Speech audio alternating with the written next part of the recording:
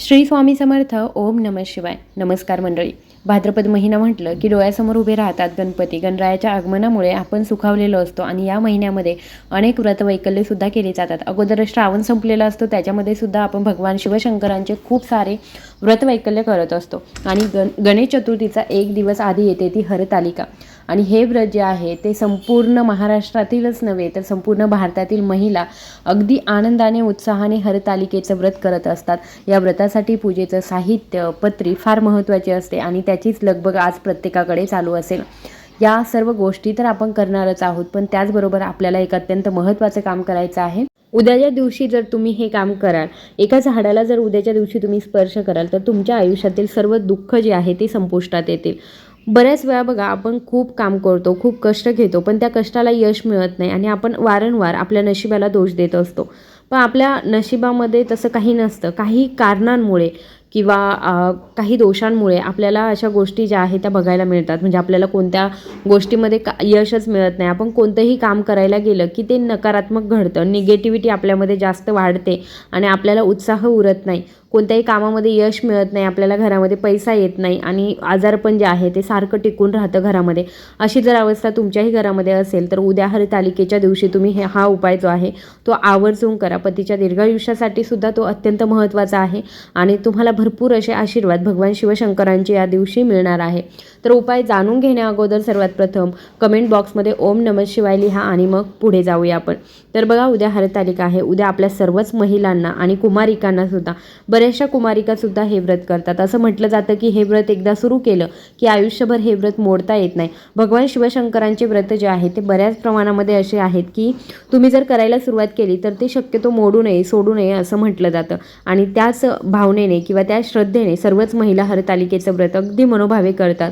आपल्या पतीच्या दीर्घायुष्यासाठी, आपल्या कुटुंबाच्या सुखासाठी आणि त्याचबरोबर आपल्या संपूर्ण संसारासाठी हे व्रत जे आहे ते अत्यंत महत्त्वपूर्ण असतं. ते आपण अगदी मनोभावे करत असतो. तर उद्याच्या दिवशी काय करायचं आहे, सकाळी लवकर आपल्याला उठायचं आहे. सर्वात प्रथम शुभ वेळ जी आहे तर ती 6 वाजल्यापासूनच आहे. 6 ते 8, 8:30 हा जो कालावधी आहे, ह्या कालावधीमध्ये जर तुम्ही पूजा केली तर ती अतिशय उत्तम, पवित्र मानली जाणार आहे. त्याच्यामुळे उद्या सकाळी लवकरच उठायचं आहे. अगदी 4ला म्हणजे शुभ मुहूर्तावर, ब्रह्ममुहूर्तावरती जमलं तरीसुद्धा चालेल. ब्रह्ममुहूर्तावरती उठून आंघोळीच्या पाण्यामध्ये काही वस्तू ॲड करा, जसं की गुलाबजल असेल किंवा गंगाजल असेल तर त्या गोष्टी ॲड करा आणि त्याने आंघोळ करा. त्याच्यानंतर आपल्या घराची थोडीशी सफाई म्हणजे खूप जास्त नाही. ब्रह्ममुहूर्तावरती सफाई करायची नसते, कारण ती सुद्धा वेळ माता लक्ष्मीला येण्याचीच वेळ असते. फक्त देवघरामध्ये आपल्याला जिथे कुठे देवांना स्थापित करायचं आहे किंवा मग आज जी हरतालिकेची तुम्ही पूजा करणार असाल तर त्या जागेवरती थोडंसं गोमूत्र शिंपडून ती जागा पाण्याने स्वच्छ करून घ्या. त्याच्यावरती तुम्ही हळदी कुंकवाने किंवा मग रांगोळीने स्वस्तिक काढा आणि त्याच्यावरती एक पाट मांडा आणि ही जी पूजा आहे ती करा. आपल्याला माहीत आहे की या पूजेसाठी वाळू लागते. आपल्या घरामध्ये जे शिवलिंग असतं ते या पूजेमध्ये मांडत नाही. वाळूने आपल्याला शिवलिंग बनवायचं असतं. माता पार्वती, माता सखी यांची मूर्तीसुद्धा आपण वाळूनेच बनवतो. गणपती बाप्पांची घरातली मूर्ती आपण घेऊ शकतो आणि जर नसेल गणपती बाप्पांची मूर्ती तर ती सुद्धा वाळूने बनवली जाते. नंदी महाराजांची मूर्तीसुद्धा वाळूने बनवली जाते. या सर्व मूर्ती आपल्याला तयार करून घ्यायच्या आहेत. त्याचबरोबर फक्त शिवलिंग नाही तर माता पार्वतीचं जे स्थान आहे ते सुद्धा आपल्याला सर्व गोष्टी ज्या आहेत त्या बनवून घ्यायच्या आहे आणि त्या शिवलिंगाची आपल्याला या दिवशी पूजा करायची असते. याच्यासाठी बारीक रेती किंवा वाळू जी आहे ती घेतली जाते आणि ती असंच आपल्याला स्वच्छ करून ठेवायची आहे. कुठून तरी घेऊन या, स्वच्छ धुवून ठेवा आणि उद्याच्या दिवशी ही तुम्ही वापरू शकता. तर आपल्याला ही पूजा जी आहे ती अगदी मनोभावे करायची आहे. याच्यासाठी बऱ्याचशा गोष्टी लागतात. आपल्याला माहीत आहे, तेलाच्या तुपाच्या वाती बनवून ठेवा, तेलाचे तुपाचे दिवे लावा. उद्याच्या दिवशी कापसाचं वस्त्र घातलं जातं, तांदूळ किंवा पंचामृत बनवावं लागतं, गुळ खोबऱ्याचा नैवेद्य गणपती बाप्पांना दाखवला जातो. या सर्व गोष्टी ज्या आहेत त्या आपल्याला माहीत आहे. पूजा कशी करायची याचा सुद्धा व्हिडिओ आहे, तुम्ही तो सुद्धा बघू शकता. तर पूजा करून घ्या आणि दिवसभरामध्ये कधीही हा उपाय करा. सकाळी जमला तर अतिशय उत्तम आणि सकाळी नाही जमला तर दिवसभरामध्ये कधीही करा. आपल्या आयुष्यामध्ये सुख समृद्धी यावी यासाठी आपल्याला हा उपाय करायचा आहे.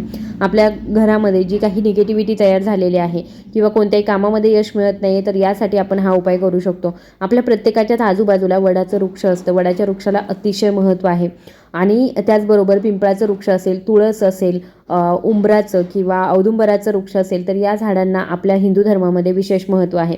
तर आपण वटपौर्णिमेचा जो उपवास असतो तो सुद्धा पतीच्या दीर्घायुष्यासाठी करत असतो आणि हरतालिकेचं व्रत जे आहे ते सुद्धा आपण पतीच्या दीर्घायुष्यासाठीच करत असतो. म्हणजे या दोन व्रतांचं साम्य आहे थोडंसं. आणि त्याच्याचमुळे या दिवशी आपल्याला वडाच्या झाडासमोर जाऊन एक उपाय करायचा आहे.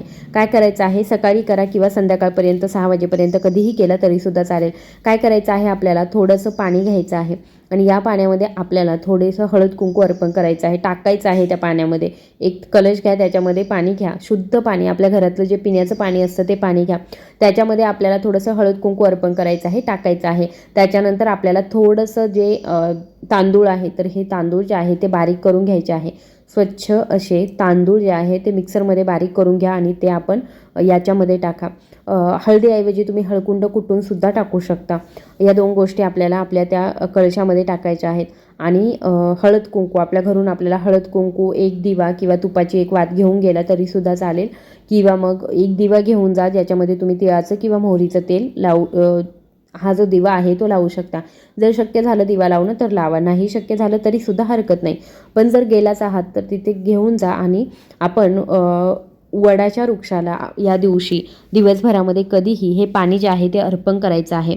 तांदूळ बारीक करून टाकलेले आणि त्याचबरोबर हळद कुंकू या गोष्टी टाकलेलं पाणी जे आहे ते आपल्याला वटवृक्षाला अर्पण करायचं आहे. वटकेश्वर महादेवांचं नामस्मरण करत करत हे पाणी जे आहे ते आपण अर्पण करणार आहोत. एक दिवा प्रज्वलित करणार आहोत आणि वडाच्या झाडासमोर शक्य असेल तर तुम्ही कापडसुद्धा जाळू शकता. पण या सर्व गोष्टी ज्या आहेत त्या लांब ठेवा, जेणेकरून वडाच्या वृक्षाला इजा होणार नाही अशा पद्धतीने.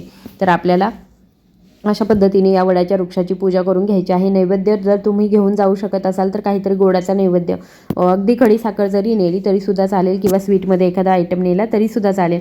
तर या गोष्टी तिथे अर्पण करायच्या आहे आणि प्रार्थना करायची आहे. आपल्या घरामध्ये ज्या काही अडीअडचणी चालू आहेत तर त्या वटकेश्वर महादेवांचं नामस्मरण करत करत किंवा वटकेश्वर महादेवांचं नाव घेऊन त्या वडाच्या वृक्षाला आपल्याला आपल्या अडचणी सांगायच्या आहेत. त्या लवकरात लवकर माझ्या आयुष्यातून या अडचणी जाव्यात, संपुष्टात याव्यात अशी आपल्याला या वृक्षाला प्रार्थना करायची आहे.